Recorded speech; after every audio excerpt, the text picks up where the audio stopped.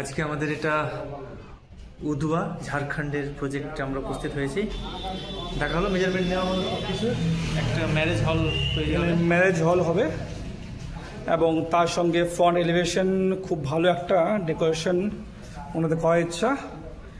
First floor second floor lodge টাইপের কিছু একটা হবে।